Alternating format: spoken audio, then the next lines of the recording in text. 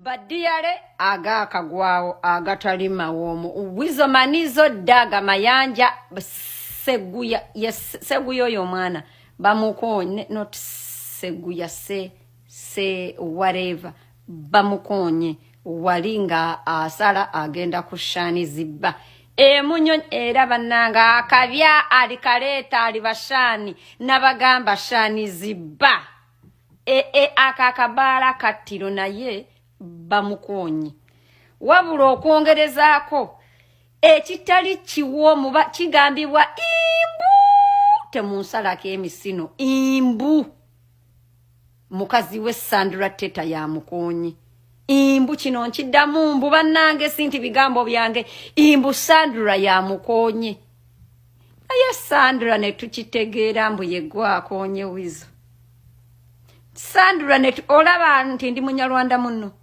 Sandra kat tunakitegeera mbu yegwa akonye wizo ojja manyambo nno banna Uganda tuba n'abantu baffe nga tubagala balamu abaana tubavuma waneno ne tubasamba naye tubagala gwe Sandra ne kikakasibwa mbu yegwe eyakonye daga ojja kitegeera nkukubidde oganya okukwata ojja kumpe ensonga ezo nga tezifaanagana lwaki tokutte Mbuza mugawulidde agaveeyo nti omuyimbi Wizo Manizo esawa ya kakati twogerera ali mu ddwaliro ensambya gaddusiddwa oluvannyuma lw'omukyala we Sandra Teta ye kennyini okubanga akola ki okubanga amukona kigambibwa mbu era kiteeberezebwa mbu yandibanga amagulu gonna gamenyese. Abantu bano bazze nga babeera n'obutaakanya bwemanga mujjukira bulungi obutambi mwabulabanga nga Sandra Teta akubiddwa mizibu nga yenna azimbye kakati tuyinza okwebuuza kiki ekyaviiriddeko omukyalo ono okubanga atomera bba nze naawe kwayabadde kwetaasa kigambibwa mbu yamutomedde intentionally nga wemuwulidde Mudeke ate munange our planned proposed muyimbi Chosen Becky ye munange essanyu libula kumutta naye agamba nti yadde nga bamubbye ku mukolo gwennyini ayina bingi eby'obbanyumiza. Lo bannange essimu yange bagibbye ku mukolo gwange on my big day. Essimu nabadde ngiina mu ngalo guys. Naye omubbi yabadde abazizza. Kubanga nagitadde wansi n'enkyuka amaaso seconds 5 okuddamu okutunulawo nga teriiwo. That's why I haven't posted yet. I'm so excited. I have a lot to tell you. Single mothers, where are you? Where are you? Bane nabinje yobbanyumiza esimu yange bagibbye nakafuna akasimu akalala wano kalibwe katu mwana gwe ne busimu wa Uganda ngemanyi naye bane ndi musa sina wa posting kintu kyonna sibye ndi stressed kati nakafuna page yange ya TikTok naye ndowooza yagibbye ate tena kyasajja tukolako kubanga esimu yange nagigula straight from Apple Watch Apple Store. So ebadde ne security nene era tena kyasobola kukola but then ndimo kuddamu kufuna pages zange nakafuna ko TikTok tell one another esimu yange ababi babaddeko ku mukolo nga balowooza bajja kunnakuwaza sorry I'm happy and happy be nina ebyobanyumi mwe Bisanyu omukyalo yalina naye nga bingi nnyo byongedde okubanga byogerwa era nga bwina abantu balina mungi oba oliawo omutuufu n'atali mutuufu naye ffe we tuli okubanga tukutuusaako byonna mpola ate munnange byo eby'omwana eyafudde byo bikyeyongera okulanda taata w'omwana si mumativu agamba omwana gwe bagamba yafiira mu swimming pool ataamirako mazzi ataazimbye lubuto mu butuufu kijja kitya nga kiki ekyamusi. Omwana wange tasobola kusula mu mazzi n'akeera ku makya ng'ali mu nnomo nga tazimbye tamize takoze eki bwe kiruma oba bwe kirumye nga nkyogera kole ki tetujja kusirika nga tulina okunyolwa ng'abazadde eri abaana baffe. Nze manyi nti omuntu bw'agwa mu mazzi nina ebintu bibiri manyiti omuntu bwagwa mu mazzi omwana oyo oba omuntu enaavaayo azimbye naddala yasuzeemu. Nina ebibuuzo n'omutima gwange kubanga waliwo ekiyinza okujja ne bateekawo ono muzadde munnammwe aweeyo ebigambo, Chaplain ansonyiwe naye aweeyo ki ekigambo, naye ng'abantu tusigaze ebibuuzo ku mutima. Omwana ono bw'amala okugenda mu ttaka bw'abaawo ensobi eyakoleddwa ku mwana waffe abagikoze bagamba kyawedde yaziikiddwa. Bambi ebibuuzo bingi ku nfa y'omwana ono naye nga ansa ntini anaatuwa ansa bannange taliiwo. Ate era nga kweyongerayo ku nsonga y'omwana mulenzi oyo kennyini ono naye ayina ekintu ky'ayogeddeko oba agezezaako naye okubanga akubamu ebituli mu bintu ebyogerwa. Omwana mbu yava kapiira saawa 11:30 najja ku swimming pool. Kakati bakutte Kato Edirisa ye instructor. Kato Edirisa yali ku swimming pool ng'ayina abaana b'essomero bayigiriza okuwuga. Kakati mu kuyigiriza abaana b'essomero okuwuga wulira mbuno ono omwana Kevin Nsamba ne banne ne bava ku ssomero nga bavudde okusoma ne bajja. Bwe bajja okuva ku ssomero mbu Kevin ne banne si ye yekka ne banne ne babuuka ne bagwa mu swimming pool. Mbu kati ye agwa mu swimming pool eri ewabeera ewali diipu. Wulira swimming pool yazimbibwa ku ssomero ngabo gye yagizimba teyamanya nti baana be bagenda ogiwugiramu. Mbu ewali diipu bwe gye yali azimbayo Olympics. Mbu kakati Kevin Nsamba yabuuka n'agwa eri ne banne saawa 11:30 nga waliwo Kato Edirisa yaliwo. Ne bannange nammwe poliisi muleke muli professional. Buno obusajja ebyo bye mwasoma mu poliisi ne mwewalula mu ttaka. Buno obusajja nga kamuyingo lwaki bubakozesa okubuzaabuza abantu. Omwana mbu olwagwa mu swimming pool mbu yali tamanyi kuwuga. Jjukira swimming pool erimu abaana abalala balina mu kuwuga balina ne instructor waali. Ayina okuwookinga swimming pool ku mwana yenna agudde mu kitegeeza mukugu ye n'okuwuga akumanyi ensonga lwaki baamuwa omulimu okukola ki okugjayo omwana singa aba alemereddwa. Edirisa Kato waali abaana ali mu kubayigiriza mbu kaakati Kevin Nsamba nabbira mbu bye balaba ku kamera avaayoko omulundi gumu. Wulira bye bagamba mbu omwana bwe yabbira n'avaayo. Bw'amala okuvaayo yavaayo omulundi gumu n'addayo n'afa. Mu swimming pool attendant wa swimming pool Kato Edirisa gwe bakutte yalimu ng'alina n'abaana ba instructinga.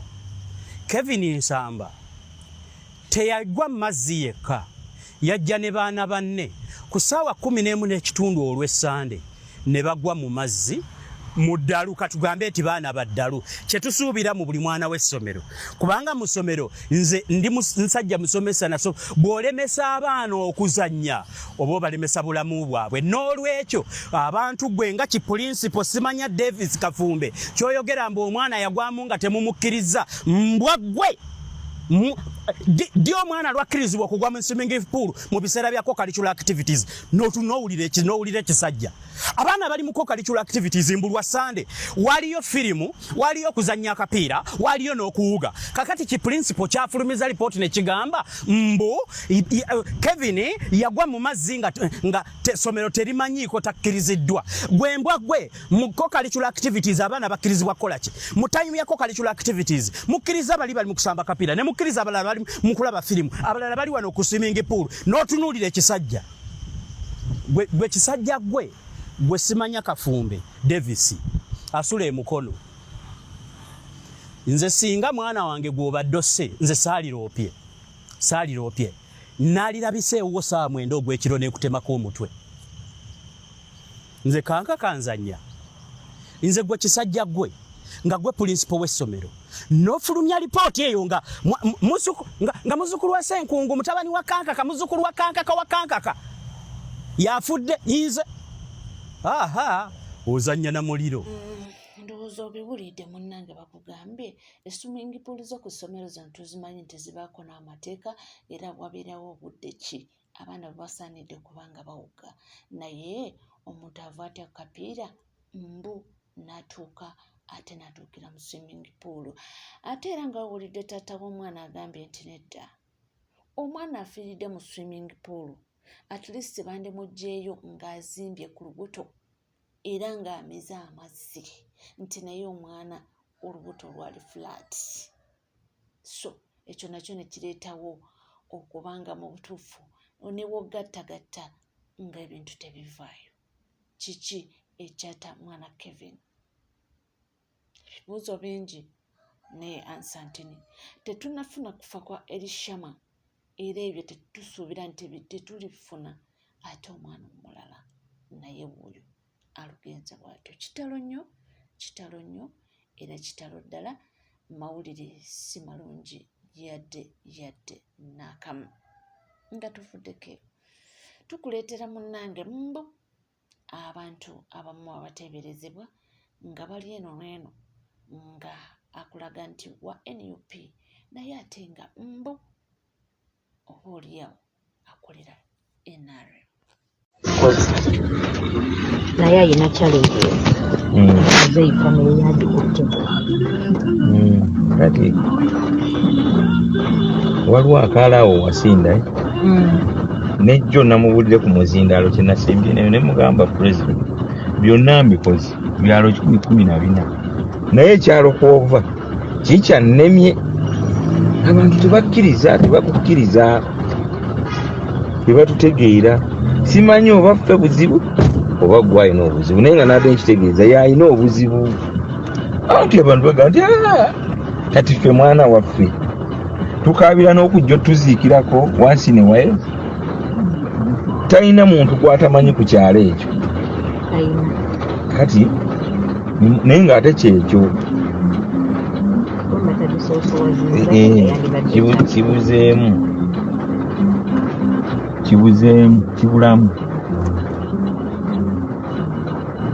kibulamu kirekera ddala olaba naye ennyumba gye bazimbye ewaka ajjayo ekifaananyi webalaba nga yakkalina balowooza nti ataddemu naye asonda nga abalala ayinza okuba tawezaako miliyoni 3 nati kati sentamu yali yazaala ndowooza yalina amaka 3 waliwo ekiyumba ekiri mu tawuni bwoti ngokka ekyegonza ewali wa mama wa Kyagulanyi kibadde kirabika bubi kisitaawo ebiseera ebyo najja n'akikolakolako kati wano we baziika naye nga si wa maama wa Kyagulanyi wa maama wa Betty kati era mu kuzaalibwa kuno babaamu okwesosola kati kasiba nti alina waali awo mu tawuni nawo wali wa maama we kati wanewaka badde balegeza nze namulabako olumu batukyali mukalu kati oba yakkiriza ajja nakukutanya maama ziri maama agyebalaye nange omukazi naali ewaka natujulira emmere yakola bukozi bwati naali endala teyali eno nebamuwadde musajja nga alisa ekiyite konsiyansi azina bamanya ine naye nga mwekali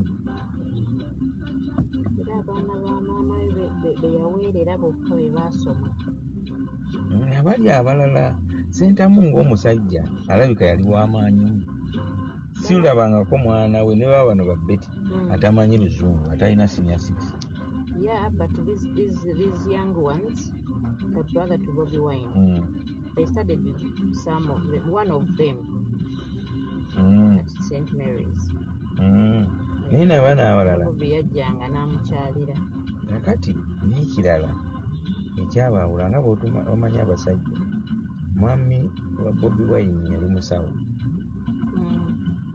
yali asingako kubajja levo kati najja ndowooza n'abeerako nansi emulago kwe kufuna akapolotiika mu ntya kati abaana be n'abajjayo n'abategeeka mu ntya kati waafiira kati bwafa ng'abasajja tweyagaliza omusajja Sentamu nayagala addire poloti y'abaana eno agiteeke mu mannya ge agyewuninge. Nyanzi yali mukulu wane gujja wano wamaama wano waffe oli abadde mukazi waki naye wano waffe maama waffe. Kati Sentamu n'asika omuguwa ne mutabani bino Bobi Wine nga bito. Kati Nyanzi n'asigala n'abaana ba maama we n'alwana nnyo era Nyanzi ne bwakola ensobi etya tamutunuulira amulaba nga kitaawe. Kati ne bakola ne beegula ne mu ttaka kati bagezi. Kati eyo neefuuka beesi. Kati Kamwokya ye yabalandiza ne babanga ab'ekibuga.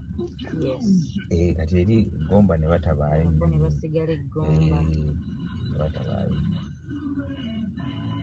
nabategeera naye nga balinamu omukisa kubanga nabali wakasi bantu balaba bagagga era Ebola nga ne mu njogera yaabwe they are not pleading for some help. However much mbeera mu helps z'oyagala okula nti no obuyinza bukuyambeko lwakuba nti kati Kyagulanyi ali ku piiki